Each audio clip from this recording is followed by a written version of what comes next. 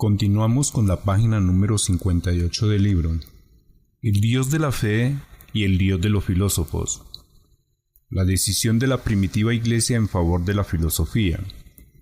La elección realizada en el campo bíblico tuvo que repetirse en los albores del cristianismo y de la iglesia. Fundamentalmente cada situación nueva nos obliga a ello. La elección es siempre tarea y don.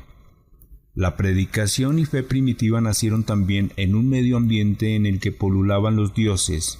Por eso se vio ante el mismo problema que tuvo Israel en sus orígenes y posteriormente en el careo con las grandes potencias del período exílico y posexílico. De nuevo la fe cristiana tenía que decidirse por un Dios determinado. En su decisión podía la iglesia primitiva acudir a la lucha precedente, especialmente a su estadio final, a la obra del Deutero-Isaías y de la literatura sapiencial, al paso que supuso la traducción del Antiguo Testamento al griego y por fin a los escritos del Nuevo Testamento, en concreto al Evangelio de San Juan. Continuando esta larga historia, el cristianismo primitivo llevó a cabo una elección purificadora. Se decidió por el Dios de los filósofos en contra de los dioses de las otras religiones. El problema era este: ¿a qué Dios corresponde el Dios cristiano? ¿A Zeus, a Hermes, a Dionisio o a algún otro? La respuesta fue esta: a ninguno de esos, a ninguno de los dioses que vosotros adoréis, sino a aquel a quien no dirigís vuestras oraciones, al único, a aquel del que hablaron vuestros filósofos.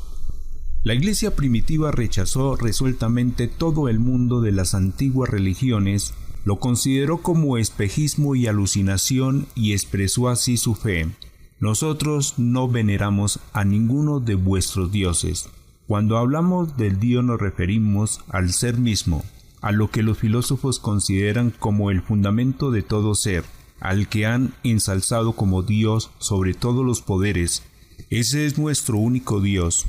En este acontecimiento se realiza una elección y una decisión que no es menos significativa y decisiva para el futuro que la elección en pro de él y de Yah en contra del Moloch y Baal, o que el desarrollo de ambos hacia Elohim y Yahvé, hacia la idea del ser. La elección hecha significaba una opción en favor del Logos contra cualquier clase de mito. Supone también la desmitologización del mundo y de la religión. ¿Esta decisión por el Logos en contra del mito fue el justo camino a seguir? Para dar respuesta satisfactoria al problema, tenemos que repasar en nuestra mente lo que hemos afirmado sobre el desarrollo íntimo del concepto bíblico de Dios, cuyo último estadio ideológico fue la determinación del lugar de lo cristiano en el mundo helenístico. Pero observemos, por otra parte, que también el mundo antiguo, y de forma muy incisiva, conoció el dilema entre el Dios de la fe y el Dios de los filósofos. A lo largo de la historia se fue creando una enemistad cada vez más fuerte entre los dioses míticos de las religiones y el conocimiento filosófico de Dios. Tal enemistad aparece en la crítica de los mitos hecha por los filósofos desde Xenófanes hasta Platón, que quería desechar el clásico mito homérico para sustituirlo con un mito nuevo, con un mito lógico. La investigación moderna se pone cada día más de acuerdo en que existe un paralelismo sorprendente, tanto temporal como ideológico, entre la crítica filosófica de los mitos de Grecia y la crítica profética de los dioses. Cada una de ellas parte de supuestos distintos y tiene metas también distintas. Pero el movimiento de Logos en contra del mito, llevado a cabo en la explicación filosófica del espíritu griego, movimiento que conduce finalmente a la caída de los dioses, está en íntimo paralelismo con la explicación de los profetas y de la literatura sapiencial en su desmitologización de las potencias divinas en favor del único Dios. Aún dentro de su contraposición, ambas tendencias coinciden en la búsqueda del Logos. La explicación filosófica y su consideración física del ser ha desplazado las apariencias míticas, aun cuando nunca llegó a eliminar la forma religiosa de la veneración de los dioses. También la religión antigua está, pues, dividida por el abismo entre el Dios de la fe y el Dios de los filósofos, entre la razón y la piedad. El fracaso de la antigua religión se debió a que no fue capaz de unir las dos cosas, sino que de manera progresiva separó la razón de la piedad, el Dios de la fe del Dios de los filósofos. Lo cristiano se hubiese vuelto a lo puramente religioso, como predicó Slayha Mahar, y como en cierto sentido y paradójicamente se encuentra en el gran crítico y enemigo de Slayha Mahar, Karl Barth. El destino contrario del mito y del evangelio en el mundo antiguo, el fin del mito y el triunfo del evangelio, considerado espiritual e históricamente, hay que explicarlo esencialmente por la relación contraria que ambos veían entre la religión y la filosofía, entre la fe y la razón. Lo paradójico de la antigua filosofía estriba desde un punto de vista histórico-religioso en que conceptualmente ha destruido el mito, pero al mismo tiempo ha querido legitimizarlo desde el punto de vista religioso. Es decir, la antigua filosofía no era religiosamente revolucionaria, sino muy evolucionista. Consideraba la religión como ordenación de la vida moral, no como verdad. En la carta a los Romanos, en el capítulo 1, versículos del 18 al 31, lo ha descrito Pablo maravillosamente en un lenguaje profético, comentando un texto de la literatura sapiencial. Ya en los capítulos 13 y 15 del libro de la sabiduría se alude al destino mortal de las antiguas religiones y a la paradoja que existe en la separación de la verdad y de la piedad. Pablo resume en pocos versos lo que allí se afirma. En ello describe la suerte de las antiguas religiones a raíz de la separación del logos y del mito. En efecto, lo cognoscible de Dios es manifiesto entre ellos, pues Dios se lo manifestó, porque desde la creación del mundo lo invisible de Dios, su eterno poder y divinidad, son conocidos mediante las criaturas, de manera que son inexcusables, por cuanto que conociendo a Dios, no le glorificaron como a Dios, ni le dieron gracias, sino que se entontecieron en sus razonamientos, viniendo a oscurecerse su insensato corazón, y, alardeando de sabios, se hicieron necios, y trocaron la gloria del Dios incorruptible por la semejanza de la imagen del hombre corruptible, y de aves, cuadrúpedos y reptiles, el cual obviamente lo podemos leer en la carta a los Romanos capítulo 1, versículos del 19 al 23. La religión no iba por el camino del logos, sino que permanecía en él como mito inoperante. Por eso su fracaso inevitable procede de la separación de la verdad que lleva a que se le considere como pura intuition vitae, es decir, como pura organización y forma de la configuración de la vida. Frente a esta situación, Tertuliano describió con palabras sencillas y majestuosas la posición cristiana cuando dijo: Cristo no se llamó a sí mismo costumbre, sino verdad. A mi modo de ver, esta es una de las grandes ideas teológicas de los padres. Ahí se resume, en maravillosa poesía, la lucha de la primitiva iglesia y la tarea continua que incumbe a la fe cristiana si quiere seguir siendo fiel a sí misma. La divinización del consuetudo romana, de la costumbre de la ciudad de Roma, que quiere erigir sus usos en norma autosuficiente de la actitud, contradice a la única exigencia de la verdad. Con ello, el cristianismo se ha colocado decididamente del lado de la religión que se limita a ser forma ceremonial, a la que a fin de cuentas también puede encontrarse un sentido si se la interpreta. Una aclaración iluminará lo que hemos dicho. La antigüedad se había explicado el dilema de la religión, la separación de la verdad de lo conocido filosóficamente, con la idea de las tres teologías que existían entonces. La teología física, la política y la mítica ha justificado la separación del mito y del logos con los sentimientos del pueblo y la unidad del Estado, ya que la teología mítica posibilita al mismo tiempo la teología política.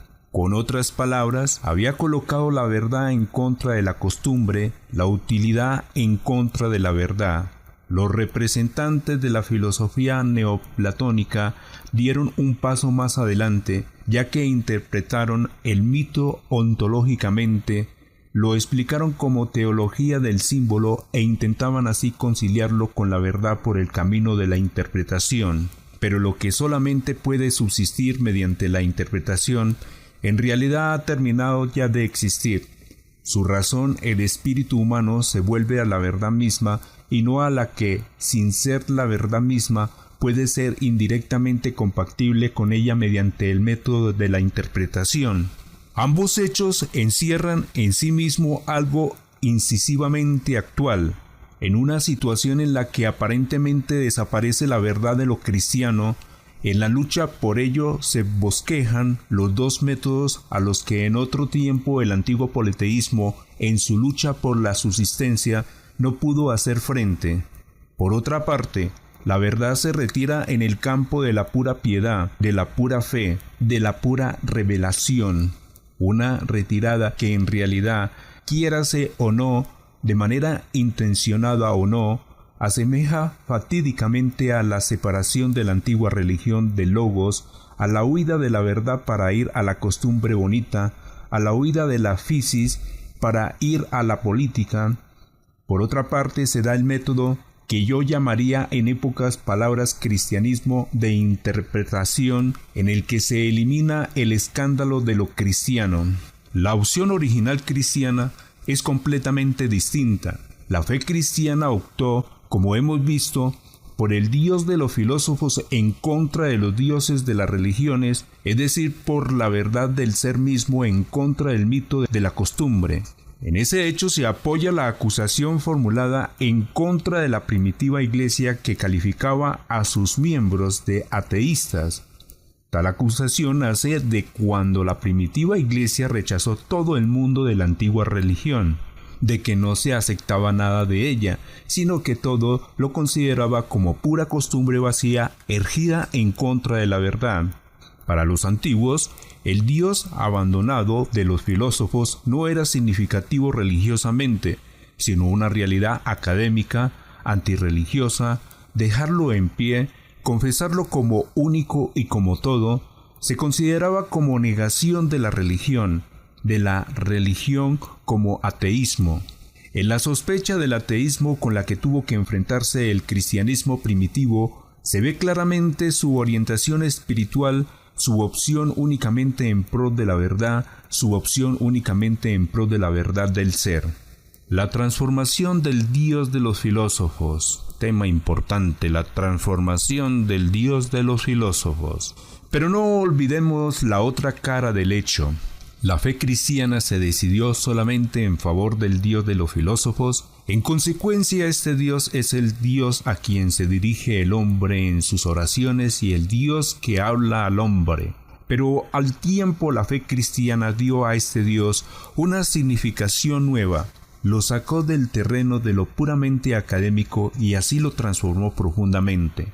Este Dios, que antes aparecía como algo neutro, como un concepto supremo y definitivo, este Dios que se concibió como puro ser o puro pensar, eternamente cerrado en sí mismo, sin proyección alguna hacia el hombre y hacia su pequeño mundo, este Dios de los filósofos, cuya pura eternidad e inmutabilidad excluye toda relación a lo mutable y contingente, es para la fe el hombre Dios, que no solo es pensar del pensar, eterna matemática del universo, sino ágape, potencia de amor creador.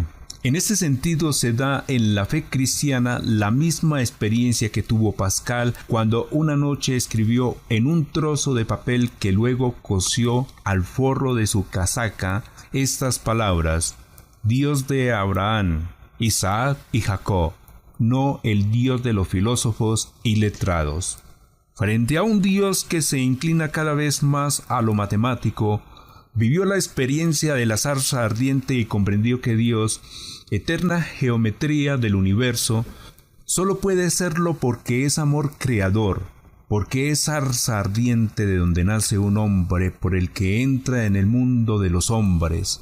En este sentido es también verdad que el Dios de los filósofos es muy distinto de como ellos mismos se lo habían imaginado, aun siendo todavía lo que ellos afirmaban. Es verdad que solo se le conoce cuando se comprende que Él, auténtica verdad y fundamento de todo ser, es el Dios de los hombres, inseparablemente del Dios de la fe. Para apreciar en su justa medida la transformación que experimentó el concepto filosófico de Dios mediante su equiparación al Dios de la fe, hemos de acudir a algún texto bíblico que nos hable de Dios. Al azar elegimos la parábola de la oveja y de la dracma perdidas, que lo podemos leer en el Evangelio de Lucas capítulo 15 versículos entre el 1 al 10. El punto de partida es el escándalo de los fariseos y letrados por el hecho de que Jesús se siente a la mesa con los pecadores. La respuesta es una alusión al hombre que tiene 100 ovejas, pierde una, va a buscarla y por fin la encuentra. Por ella se alegran mucho más que por las 99 que no tuvo que buscar. La narración de la dracma perdida y hallada apunta en otra dirección. Por haberla encontrado, el ama de casa se alegra mucho más que por las que no perdió. Yo os digo que en el cielo será mayor la alegría por un pecador que haya penitencia que por 99 justos que no necesitan de penitencia. Y lo podemos leer en el Evangelio según San Lucas capítulo 15 versículo 7. En esta parábola, en la que Jesús justifica y describe su obra y misión como enviado de Dios, juntamente con la historia de Dios y el hombre, aparece el problema de quién es Dios. Si queremos deducir de este texto quién es Dios, diremos que es el Dios que nos sale al encuentro, el Dios antropomórfico y al filosófico, como en muchos otros textos del Antiguo Testamento. Padece y se alegra con los hombres, busca, sale al encuentro. No es la geometría insensible del universo, no es justicia ni efecto alguno, tiene un corazón, está ahí como amante, con todas las extravagancias de un amante. Este texto nos muestra la transformación del pensamiento puramente filosófico y manifiesta también que nosotros en el fondo permanecemos siempre ante esta identificación del Dios de la fe con el Dios de los filósofos, que no podemos alcanzarla y que naufragamos en ello por la imagen que tenemos de Dios y por nuestra comprensión de la realidad cristiana. La gran mayoría de los hombres de hoy confiesa de algún modo que existe algo así como una especie superior, pero parece absurdo que esa esencia puede ocuparse de los hombres. ¿No parece también al que intenta creer le pasa lo mismo, que esto es expresión de un ingenuo antropomorfismo, de una primitiva forma de pensar humano, comprensible para una situación en la que el hombre todavía vivía en su pequeño mundo, donde el punto central de todo era la tierra y Dios no tenía otra cosa que hacer que mirar hacia abajo? Sin embargo, en un tiempo en el que todo sucede de modo totalmente distinto, en el que la Tierra carece de importancia en el gigantesco universo, en el que el hombre, pequeño grano de arena, es insignificante ante las dimensiones cósmicas, ¿nos parece absurda la idea de que esta esencia superior se ocupe de los hombres, de su mundo pequeño y miserable, de sus preocupaciones, de sus pecados y de sus no pecados? Creemos que de esta manera hablamos divinamente de Dios, pero en realidad pensamos en Dios de modo pequeño y humano, como si Él debiera elegir algo para no perder de vista el conjunto. Nos le representamos como una conciencia idéntica a la nuestra, con sus límites, como una conciencia que tiene que detenerse y que no puede abarcar todo. El dicho que precede de Hiperión y de Hölderlin nos recuerda, frente a tales nimiedades, la imagen cristiana de la verdadera grandeza de Dios. Non coerceri maximo contineri tamen minimo divinum ex. Es divino no estar encerrado en lo máximo y estar, sin embargo, contenido en lo mismo. El espíritu ilimitado que lleva en sí la totalidad del ser supera lo más grande porque para él es pequeño, pero llega también a lo más pequeño porque para él nada es demasiado pequeño. Esta superación de lo más grande y esta entrada en lo más pequeño constituye la verdadera esencia del espíritu absoluto. Pero al mismo tiempo aparece aquí una valoración de lo máximo y de lo mínimo, que es muy significativa para la comprensión cristiana de lo real, para quien, como espíritu, lleva y transforma el universo. Un espíritu, el corazón del hombre que puede amar, es mucho mayor que todas las galaxias. Las medidas cuantitativas quedan superadas. Se señala aquí otra jerarquía de grandeza en la que lo pequeño pero limitado es lo verdaderamente incomprensible y grande.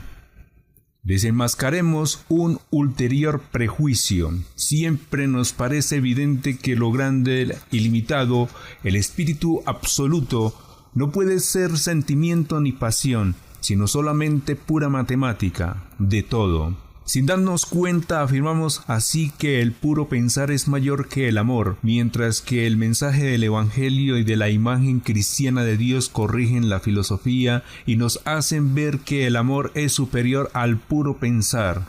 El pensar absoluto es un amor, no una idea insensible, sino creadora, porque es amor.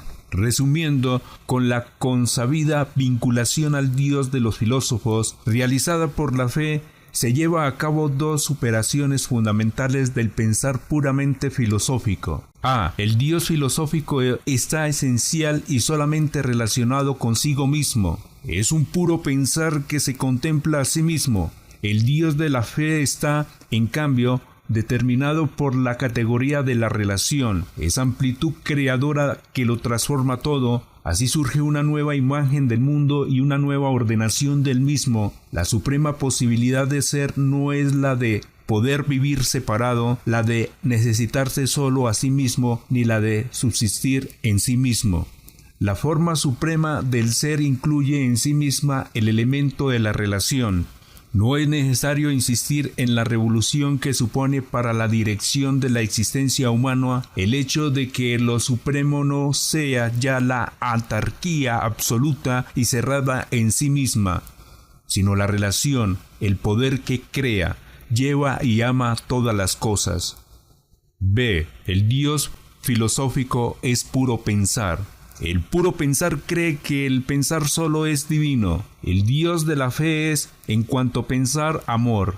La idea de que el amor es divino domina toda su concepción. El logos de todo el mundo, la idea original de la verdad y el amor.